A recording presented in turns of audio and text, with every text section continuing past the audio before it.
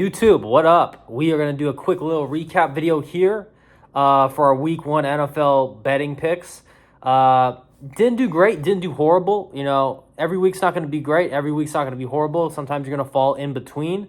This was one of those weeks where we went 3-3. If I'm being honest, we had a god-awful beat with the Tennessee Titans. We'll get to that a little later. But I just want to run through the games real quick and just give you my 2 cents on them to kind of catch you guys up to speed on how I felt. If you guys bet any of those games, you probably can relate to the feelings.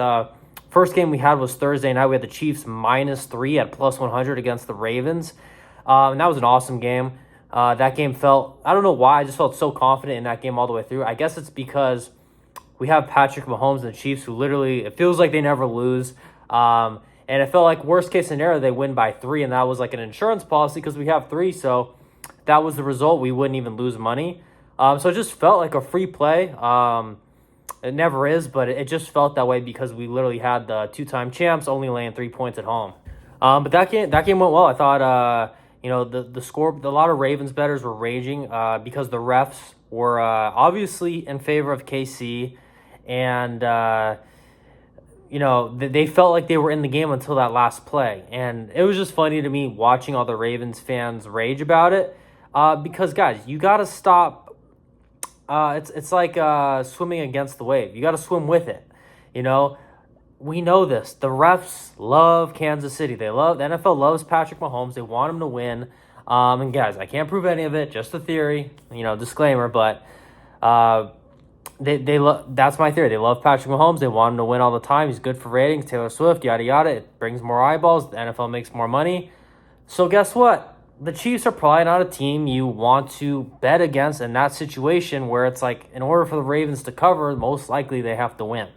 It's not a great spot to be betting against KC, so take note of that. And it was nice to be on the, riding the wave of like, oh, we bet Kansas City. This is easy. We get all the calls. Patrick Mahomes makes the right play every time.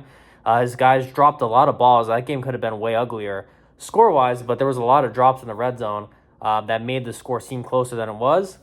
The only frustrating part about that game was the way Spagnuolo called it on defense. So look, I get it. I'm not in the NFL as a DC, but I have common sense, and I've played Madden at a high level. I know that means absolutely nothing, but it's just some common sense, guys. How many Madden players lose their mind when the timeouts are mismanaged? Like, there's so many common sense things that NFL guys just they mess up. It's easy. So here's my casual take on this. When you're playing a mobile quarterback, an elite mobile quarterback like Lamar, and I mean elite not in the sense of throwing, but elite in the sense of what he can do with his feet, I believe you need to blitz that man way, way, way more than you don't. You need to send 6, 7, a minimum 5 guys at him all the time. And the reason for that is you want guys filling all the gaps, coming at full speed. That way Lamar, the way KC was doing it, they sent 3, fat, slow linemen at him, and this dude just got to sit there all day and wait for the lane he wanted and just ran for like 7 yards every play. It was too easy for him. Yeah, they had a spy. Who cares? He's faster than the spy because the spy is not moving. The spy is just chilling. If you have guys coming off free that are running full speed while Lamar is stagnant and he hasn't got his acceleration going yet, you're going to be able to contain him. So basically you're playing zero blitz, and you're going to make Lamar try to beat man coverage. And I don't think that's something he's going to do very well in that scenario. Make Lamar beat your cornerbacks. And I just don't see it happening. Lamar is very hit or miss with the throws, and I'd rather play that strategy. Let him hit you on some, let him miss you on some, rather than let him just run up for 7 yards every play. So I thought the Chiefs, they could have done way better with a better game plan. Doesn't matter. They still won and covered. That's all that matters. On to the next game. All right, the next game we have, let's talk about it. The Tennessee Titans +4.5 at the Chicago Bears, up 17-0. And this fucking loser, Will Levis, along with other factors, but primarily Will fucking Levis, just burns our free money. This fucking idiot. I can't get over it, bro. This is me being like 1% mad right now after the fact. you couldn't imagine how I felt when this was actually going on. It was not I'm not a fun person to watch football with when I have money on the line. I feel bad. I like watching the games alone, but that's not always the case. And I'm getting off topic, but you guys know what I mean. But the Titans, they're up 17-0, and the Bears have to be the luckiest team of all fucking time. They get a kick return that turns into 3 points. Lucky didn't turn to 7. They get a blocked punt. So 2 luck plays there. I don't care. Kick return's a luck play. I'm not saying it's always lucky, but it's lucky. It's very rare. Like, that shit is, if you get lucky enough to have one of those happen, it's luck. Kick return, block punt, another luck play. Give me a fucking break. The pick 6 by Will Levis at the end. There was another something. I'm missing one of the plays, but I believe it was 0 offensive touchdowns for the Bears. I believe it was 0 offensive touchdowns. I think it was all defense and special teams, which is insane. You have 17 legit points scored by the Titans the hard way. Grind it down. First down, touchdown. Fucking Bears, block punt, kick return, pick 6. And it wasn't even good pick 6. It was that Will Levis just tossed it up. It was so bad. I can't even get over it. So, one of the worst beats in NFL history. No doubt about that. I saw a stat that said when a team is getting 4 more points and they're up 17-0 or more, their cover rate was 66 wins and 1 loss, I believe. And now it's 66-2. So we literally got the worst beat of all time. Would have been an awesome week, 4-2 if that don't happen, but it happens. We're 3-3. What are you gonna do? Honestly, as much as it looked like a good bet, I'm gonna take some accountability. Should have bet on Will Levis, bro. Will Levis is a fucking loser. And side note, this dude always has a dime piece chick with him. I don't think he should be allowed to, get any chicks anymore. This dude is such a fucking loser. He should not. They should ban pussy from this dude. Honestly, until he fucking plays better, he doesn't deserve the girls that this guy gets. He's a fucking bum. So, it is what it is. A little salty on that one. Still, we'll move on. All right. Oh man, another loser here. We got to talk about Kirk Cousins. Third Cousins. Holy fuck, is this guy shitty. Kirk Cousins and the Atlanta Falcons hosting the Pittsburgh Steelers. We got an unbelievable number. We got -2.5. This number closed at 4. Justin Fields plays instead of Russell Wilson. I would have betted either way at 2.5. I was expecting Wilson to play, but I had him and Fields rated the same. But watching the game, Fields did a lot better than I think Russ would have done. Fields was pretty good, and Russ is shitty. They're both shitty, but Fields played good. I'll give him credit. He didn't play shitty, but Kirk Cousins was basically just pissing and shitting down his leg the entire game. I don't know if it's the rust from the injury, not playing I don't even, did he play any preseason? I don't know. I don't care at all about the preseason, but he looked like a guy that hasn't played football in a while, and he was just scared, man. I get it. TJ Watt's a scary motherfucker. I'm not denying that, bro, but you got to understand that you're scared, and you still got to, you got to just own it and make the right reads or get rid of the ball. You can't just... He was throwing blind is what he was doing.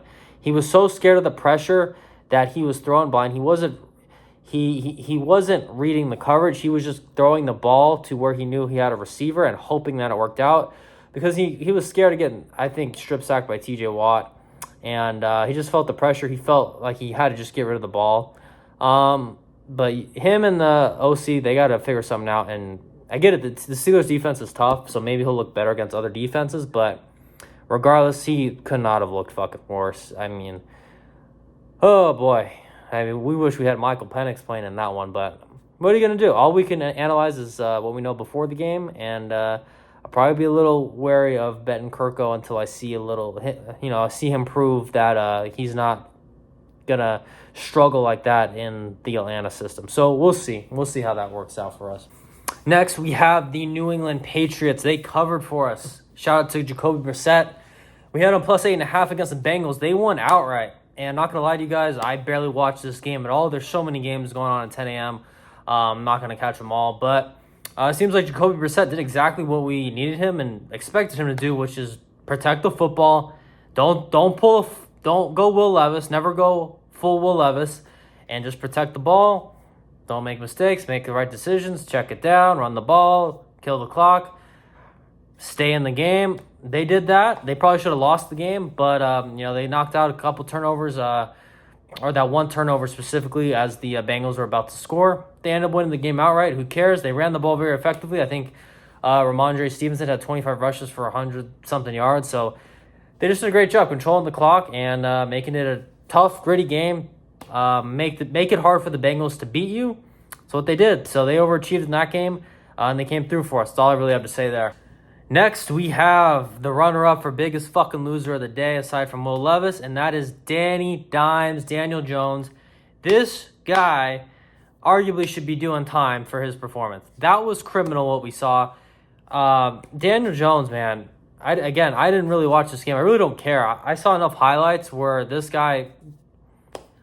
how did he ever get to the NFL? Like, this guy is so bad. Like, what did he look like when he was playing, like, Pee-wee football? Like, why didn't they just, like, put him in the, like, dance class or checkers or something? Like, this dude shouldn't be playing football. He's a fucking loser. And honestly, like, they should charge Daniel Jones to, like, breathe oxygen. Like, that's how bad his performance was, that this dude, he has so much money, he should be paying for the oxygen he breathes. That's how bad he was. And honestly, the Giants, they need to sue Daniel Jones because he's legally robbing them. He's robbing them. He's not playing even remotely close to his contract. He doesn't even deserve $1 million a year. Doesn't even deserve $100,000 a year. He's a loser. The Giants should sue him. And I'm so tired of all these guys, the public, just the casual broke fan, defending players getting all this money and guaranteed money, and they're like, oh, I love seeing guys get paid. I fucking could care less if a guy gets paid. I'm not happy for them. It does nothing for my life. And you guys need to stop cheering them on too. Because losers like this get all this guaranteed money.